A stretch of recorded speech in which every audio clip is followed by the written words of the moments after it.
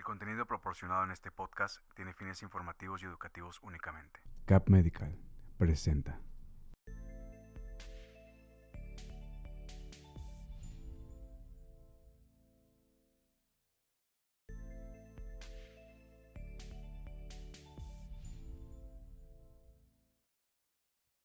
Hola, ¿qué tal? Sí, bienvenidos a una nueva consulta virtual aquí en las redes de UNO, Unidad de Neurología y Neurooncología. Y el día de hoy estamos aquí con el fundador y creador de este proyecto, el doctor Alcides Lozano. ¿Cómo está, doctor?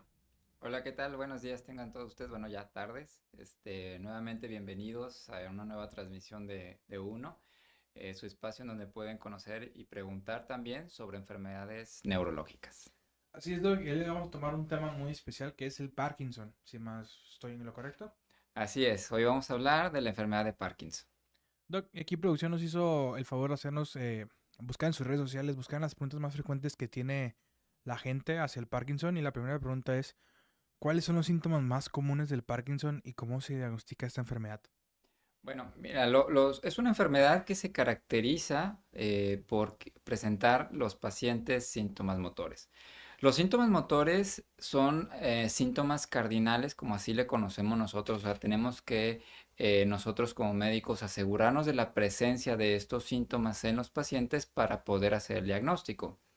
Esto quiere decir muchas cosas. Bueno, primero, son los principales síntomas por los cuales los pacientes van a acudir a consulta médica, la presencia de síntomas motores y estos síntomas importantes o cardinales que deben de tener los pacientes al momento de la valoración son la bradicinesia, que esto es es un síntoma que se define por lentitud en la velocidad y también en la amplitud en una disminución en la amplitud de los movimientos, rigidez a nivel de las extremidades, inestabilidad postural principalmente y temblor.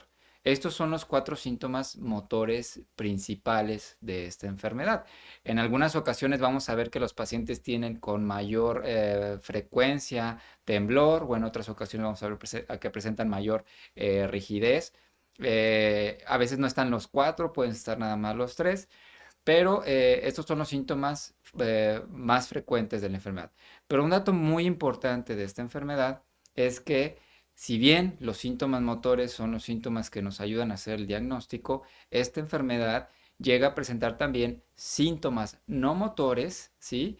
Y estos síntomas tienden a presentarse desde antes de que el paciente se dé cuenta de que ya tiene algún síntoma motor que ya les mencioné. Muchas gracias, doctor. Aquí otra pregunta que nos dejan aquí las redes sociales es ¿cuáles son las causas subyacentes del Parkinson y cómo afecta el sistema nervioso? Es una pregunta muy buena, pero a la vez también difícil de responder. Si bien es cierto, es una enfermedad neurodegenerativa muy frecuente porque estamos hablando de que, por ejemplo, ahorita, actualmente, a nivel mundial, el 1% de los pacientes con más de 60 años tienen Parkinson y esto se va aumentando conforme vamos envejeciendo, llegando a ser hasta un 4% de la población mayor de 80 años. Aquí un factor que influye es la edad. ¿Sí? Entre más viejo sea uno, mayor probabilidad de padecerla. No es un factor determinante, pero sí puede aumentar el riesgo. Es una enfermedad que se encuentra de las primeras enfermedades neurológicas, por así decirlo, en cuanto a su frecuencia, que se ha investigado mucho en cuanto a qué es lo que pasa en nuestro cuerpo, por qué se desarrolla esta enfermedad. Sin embargo, todavía no se ha llegado a dilucidar de manera clara por qué lo llegan a desarrollar algunos pacientes. Hay factores externos que pueden influir, o otros factores como la edad también, factores genéticos. Sin embargo, un factor claro todavía no se ha llegado a determinar. ¿Y qué es lo que pasa en nuestro cuerpo o en las personas que desarrollan esta enfermedad? Una sustancia que ayuda al desarrollo de esta enfermedad, bueno, más bien su disminución en la producción, es la dopamina.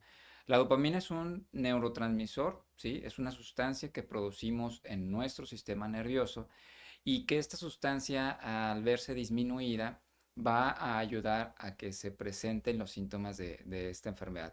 Esta sustancia, este neurotransmisor, lo producimos en una parte muy específica de nuestro sistema nervioso, que es la sustancia negra, así se llaman. Y cuando estas neuronas, que son neuronas dopaminérgicas, neuronas que se encargan de la producción de dopamina, empiezan a ser destruidas por una causa todavía no muy bien comprendida el por qué, pero se empiezan a acumular ciertas proteínas que van a destruir estas neuronas y esto provoca que estas neuronas, al dejar de existir, empieza a disminuir la cantidad de dopamina en nuestro sistema nervioso y esto es lo que va a ayudar a presentar los síntomas de la enfermedad. Doc, y hablando un poquito más acerca de avances en cuestión de la enfermedad, nos preguntan si qué avances recientes se ha logrado en el tratamiento del Parkinson. Sí han habido avances, bueno, ya al momento de que nosotros logramos determinar que al disminuir la producción de dopamina se empiezan a presentar estos síntomas, pues bueno, uno de los medicamentos que se utilizan para tratar esta enfermedad es la dopamina como tal, dada en forma de medicamento, que en este caso es la levodopa, la sustancia como cual la que se administra en los pacientes para reponer la dopamina que nosotros ya no podemos producir en nuestro sistema nervioso, ¿sí? Entonces esto se da a través de medicamento. Sin embargo, esto no va a detener la evolución de la enfermedad. O sea, estos medicamentos ayudan a disminuir los síntomas motores, pero uno sabe que conforme va pasando el tiempo, este efecto que el paciente llega a identificarlo muy bien. Al inicio del tratamiento, los pacientes notan una clara respuesta. De hecho, es una de las determinantes también para nosotros como médicos, en ciertos casos donde puede haber un poco de confusión para el diagnóstico. La respuesta a levodopa es un dato que nos orienta mucho al diagnóstico de esta enfermedad. Los pacientes al inicio van a notar que hay una respuesta muy evidente con el medicamento, pero con el paso de los años, va notando que esta respuesta va siendo cada vez menos duradera, dura menos el efecto y van requiriendo aumento en la dosis de este medicamento. Y a la vez vamos a requerir algunos otros medicamentos que no son como tal la levodopa, son medicamentos que ayudan digamos, que dure o prolongar un poco más el efecto de este medicamento, pero como tal no detienen la evolución o la destrucción como tal de estas neuronas que van provocando la progresión de la enfermedad. En algunos otros casos, también hablamos de otro tipo de tratamientos no farmacológicos, como también lo es la cirugía. La cirugía consiste en aplicar o colocar lo que se llama un estimulador. Esta cirugía se llama estimulación cerebral profunda.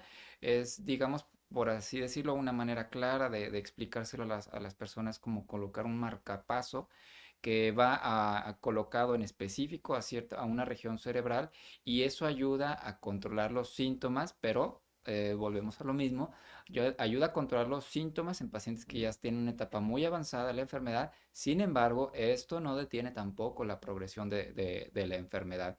Se han tratado también de realizar, o más bien encontrar nuevos tratamientos con terapia molecular para ayudar a detener como tal la progresión de la enfermedad. Sin embargo, a pesar de estos avances en cuanto a la causa y lo que provoca la enfermedad de Parkinson, no se ha llegado a encontrar todavía un tratamiento que detenga la progresión de esta enfermedad. Pero bueno, las investigaciones siguen en curso y esperamos que en los próximos años podamos tener resultados más alentadores. Muchas gracias, doctor. Ahora hablando más bien de factores de riesgo, nos preguntan que si existen factores de riesgo en específico que aumentan la probabilidad de desarrollar Parkinson. Sí, bueno, uno de ellos pues es la edad. También, bueno, a veces también contamos ahí con factores genéticos y hay una predisposición familiar por ahí en los pacientes que pudiera al desarrollo, predisponer el desarrollo de esta enfermedad, pero se tiene que hacer un abordaje muy extenso y no olvidar también que hay otras enfermedades que pueden provocar síntomas similares a la enfermedad de Parkinson, pero no es Parkinson, ¿sí? Entonces, también la parte del médico es determinar si efectivamente estamos ante un paciente con enfermedad de Parkinson o se trata de alguna otra enfermedad que está provocando datos de enfermedad de Parkinson, que en este caso lo conocemos como Parkinsonismo. Muchas gracias, doctor. Me surgió una duda ahorita que platicaba que puede ser, y quiero preguntarle si esto puede ser verdad o no puede ser mentira. ¿El Parkinson puede ser heredado? Bueno, en algunos casos sí se han establecido factores genéticos que pueden predisponer al desarrollo de esta enfermedad. Generalmente estos casos tienden a presentarse desde etapas más jóvenes y es ahí donde sí se recomienda hacer un análisis genético para determinar si existe algún factor o un gen que pueda predisponer al desarrollo de casos familiares en este tipo de pacientes. Muchas gracias, doctor, por aclararme esa duda personal que tenía. Hablando un poquito más ya de calidad de vida, ¿cómo afecta el Parkinson a la calidad de vida de los pacientes? Sabemos que es difícil por los movimientos constantes de las manos, pero sabemos que también con el tratamiento puede reducir estos movimientos, pero si una persona no se ha atendido o no ha ido con un neurólogo, ¿cómo afecta este tipo? La verdad es que sí es complicado por el hecho de que, bueno, estamos hablando de una enfermedad neurodegenerativa. Esto quiere decir que va a ir progresando con el paso del tiempo.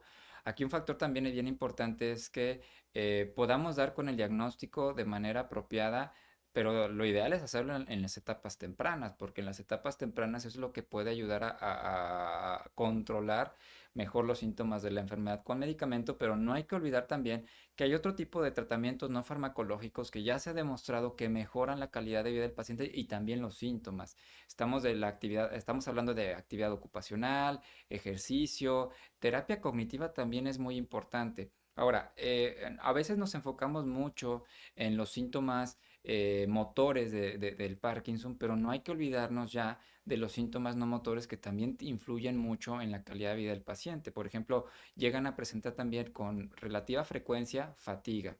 Entonces, esta fatiga también va a influir en la calidad de vida del paciente y también tenemos que ponerle atención a eso.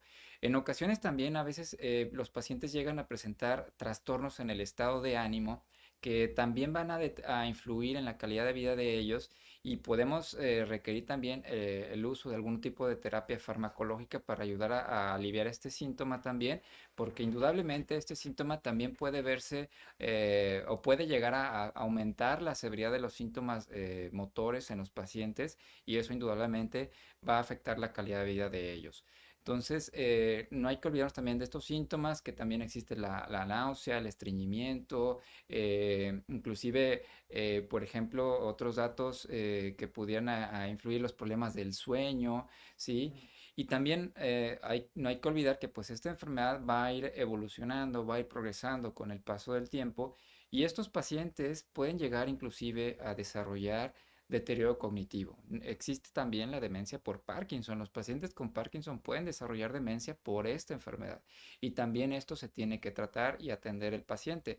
Entonces, no es es una enfermedad que va a ir cambiando con el paso del tiempo y que debemos de estar atentos en los nuevos síntomas que puede llegar a presentar el paciente. Sin lugar a dudas, los síntomas motores pudieran ser los más discapacitantes al inicio, pero no hay que olvidar que pueden ir apareciendo con el paso del tiempo otros síntomas que también van a ir afectando. Entonces es complejo a veces el manejo de estos pacientes por ese tipo de situación y pues indudablemente a la familia también, ¿no?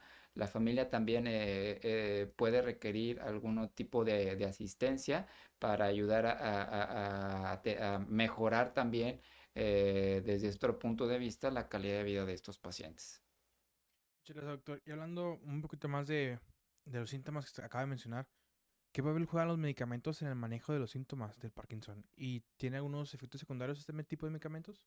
Sí, la verdad es que sí es algo muy interesante también porque, bueno, sin lugar a dudas los medicamentos, la gran mayoría van enfocados a el tratamiento o control de los síntomas motores de la enfermedad, que a final de cuentas puede ser el principal síntoma o el síntoma más discapacitante en estos pacientes. Entonces, si hay tratamientos que van enfocados a aliviar estos síntomas, obviamente también es un tratamiento individualizado, porque debemos de tomar en cuenta primero los efectos adversos, que también son importantes y que pueden ser diferentes en cada tipo de pacientes, porque a veces no nada más nos enfrentamos al paciente que tiene enfermedad de Parkinson, sino nos enfrentamos al paciente que tiene enfermedad de Parkinson, que tiene hipertensión, que tiene diabetes, diversas comorbilidades que pueden también ahí influir en cuanto a la tolerabilidad del medicamento o la presencia de efectos secundarios. Normalmente son pacientes que tienen algún otro trastorno psicológico que pudieran también ahí influir en cuanto a la tolerancia del tratamiento. Entonces debemos tener mucho cuidado con la prescripción de algunos medicamentos y ir titulando la dosis para encontrar la dosis más óptima para el paciente para lograr el control del síntoma sin que esta dosis también pueda provocar efectos adversos al tratamiento que también nos limiten el uso de cada uno de ellos. Y obviamente también tomar en consideración otros tratamientos que está tomando el paciente y que por ahí puedan provocar interacciones entre ellos y eso también predisponer a la aparición de otros síntomas en los pacientes. Muchas gracias, doctor. Y ahorita que hablamos de medicamentos, también le quiero preguntar si existen terapias no farmacológicas que pueden ayudar a los pacientes con Parkinson. Sí, sí existen y la verdad es que es un punto muy importante también que deben de conocer los pacientes y saber que son terapias que sí ayudan al mejor control de los síntomas y a la mejoría de la calidad de vida. Hablamos de la actividad física. La actividad física ya se ha demostrado que que ha mejorado la calidad de vida en estos pacientes y que debemos de prescribirla como tal. Obviamente que debe ser una terapia física individualizada y la terapia ocupacional también es una de ellas, porque bueno, no vamos a prescribir una actividad física que pueda provocarle un mayor riesgo al paciente, porque bueno, como volvíamos a lo mismo, pacientes que tienen enfermedad de Parkinson generalmente también tienen algún otro tipo de enfermedades que también pueden limitar un poquito cierto tipo de actividades, por ejemplo, pacientes que tienen osteoporosis y pues el riesgo de caídas es alto, entonces debemos tener cuidado un poquito con la prescripción de cierto tipo de actividad. Pero el ejercicio y la actividad ocupacional ayudan mucho también al control de los síntomas de la enfermedad de Parkinson. Hablamos también de la terapia cognitiva. La terapia cognitiva, cuando ya empezamos a notar que el paciente tiene cierto grado de deterioro cognitivo, debemos de instalarla de manera temprana para que también este paciente pueda llegar a controlarse en este aspecto sin requerir en todo momento algún uso de medicamento o tratamiento farmacológico que también puede tener cierto tipo de inconvenientes. Vigilar también en lo que es el estado de ánimo también, que eso es muy importante, y también vigilar otros aspectos como es el ciclo de sueño, porque bueno, también aquí debemos de tomar en consideración si el paciente está teniendo algún trastorno en el ciclo del sueño o también esto es debido a un problema del estado de ánimo que no es raro presentar, que lo presenten los pacientes, como puede ser un cuadro de depresión. Muchas gracias, doctor. Y nos acaba de decir producción que nos está sacando el tiempo de esa consulta virtual. Y no, antes de despedirnos y que usted tenga pues sí, su despedida con los televidentes que están escuchando, que, se me fue la pregunta. No, ¿qué consejo nos puede dar a todos los pacientes que tienen Parkinson o que tienen familias con Parkinson? Porque sabemos que a veces hablamos mucho del paciente, de la persona que lo tiene, pero también del cuidador, ¿no? Un cuidador que tiene que estar siempre con el paciente, darle su medicamento, recordarle. ¿Qué consejo nos puede dar, doctor, acerca de esta enfermedad? Bueno, el atenderse a tiempo es muy importante, ¿sí? Entonces, ante alguna presencia de datos como rigidez, cambios bueno, problemas a nivel de la estabilidad, temblor, o que los movimientos sean más lentos o torpes, no hay que achacarlos nada más porque el paciente ya está viejo, ¿sí?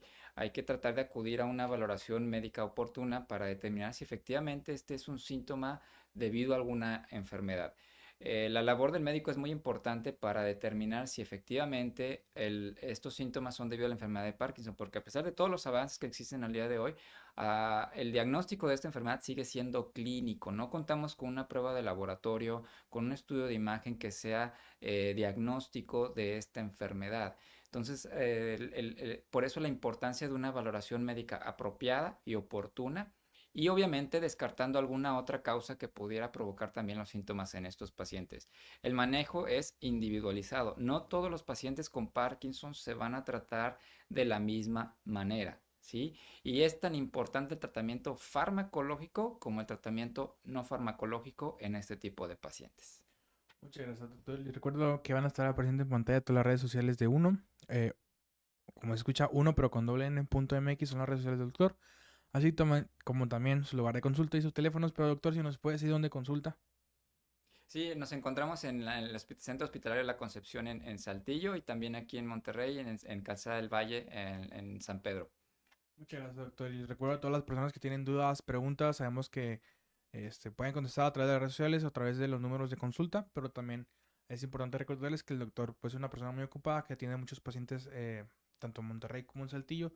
Entonces simplemente no desesperarnos, sabemos que el doctor se toma su tiempo para contestar todos los mensajes, todas las llamadas, incluso si también quieren ustedes como pacientes preguntar a través de las redes sociales, TikTok, Instagram o incluso en el live. Con mucho gusto la producción del doctor se va a encargar de hacerles a pasar las preguntas al doctor y contestarlas en un siguiente live. Doctor, ya tenemos tema para el siguiente live, por cierto.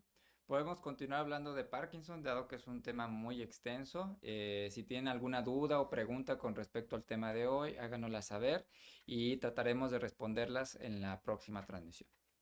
Muchas gracias, doctor. Eso es todo de nuestra parte. Provecho si están comiendo, si no, pues ojalá coman pronto. Y nos vemos en la siguiente sesión. Adiós.